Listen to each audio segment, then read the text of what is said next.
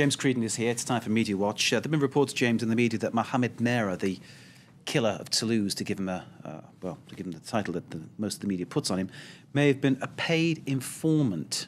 Tell us about this. Right, now this, I suppose it doesn't exactly go with the more simple narrative that we were getting in the early days of this terrible tragedy, where he was an Al-Qaeda paid, or not, affiliated with Al-Qaeda and a simple terrorist. Here we're getting a picture that is somewhat more nuanced and somewhat more complicated. Now, first of all, a former Secret Service, a former head of one of the main French intelligence agencies, a guy by the name of Yves Bonnet, spoke to news agencies today, and here we have a look on, that's him online there, and he says that he was an informant of the French Secret Service, the DCRI, more than he was known more to the Secret Service as an informant than as an Islamist. So he expressed it in a kind of a slightly ambiguous way, but what he was saying is, yes, he may have been known to the Secret Service as an Islamist, but he was also known, and perhaps even more so, as an informant. So it's kind of vague what he's saying, but he's saying that... to explain why Mohamed Merah may have gone to the Pakistan-Afghanistan border areas, supposedly training, maybe he was working, feeding back information for the French Secret Services. These are all hypotheses that we can all throw into the pot now, aren't they? That's right, but what we're seeing is a picture that's a lot more complex than we were perhaps initially led to believe. Now also, Il Foglio, an Italian newspaper, they've come out with some other details, not fully confirmed as yet, but this is what they're saying. He travelled, Mohamed Merah, to Afghanistan and Israel in September 2010.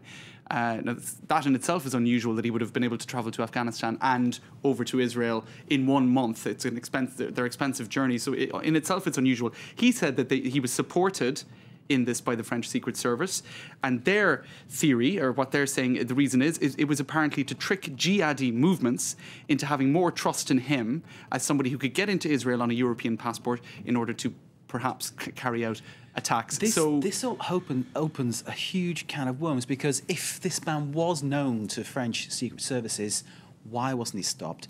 Why didn't they get him sooner? And if he was working for them, it just paints a whole horrible picture, doesn't it? It paints a picture of a much more complex guy. Maybe he turned on the Secret Service, who he had been helping out beforehand. That's one hypothesis, but it certainly paints a much more complex picture.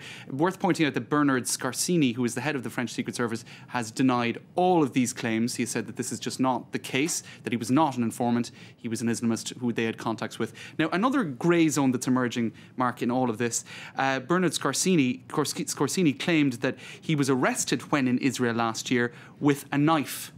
Now, the Israeli Secret Service, Shin Bet, say that they have absolutely no trace of any such arrest for holding a knife. So you're hearing one version of events being contradicted by another source for several different elements of the narrative that we were in some ways fed for many days. The fact of the matter, he had so many guns in his flat that cost so much amount of money. It's clearly something that needed to be bankrolled in some nefarious way. And clearly getting hold of arms like that, you need to have either an amazing list of arms dealers who are, sort of underground, you can get that from, or you've got another source. That's right. So what we're seeing here really is a very complex picture. Sure. And I suppose the most important thing to say is that perhaps we were all a bit hasty in coming to the conclusion, I mean, certain media in any case, in writing things up as a narrative. And you could see in the days that followed the event, elements of conjecture being reported as fact very quickly. Sure. Because I suppose it was, it was such a big news story that people are very anxious to I think what's clear is that there is so much more to come on this story, of course.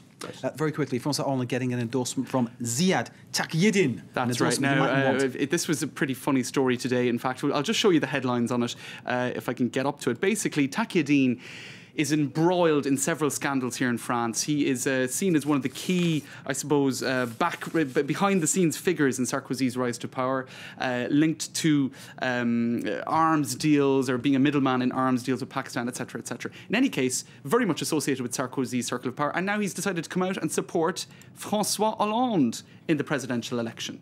Now, that's very odd, and the French media got a big kick out of it today, and you can see this headline here saying Hollande refuses to be used in this campaign. So clearly, some difficulties in Sarkozy's inner circle. Okay. Refuser d'être instrumentalisé. I like it. James, thank you very much indeed. James Creedon with Media Watch. We're having a short break. Stay with us. A full round-up of the day's news and culture is next.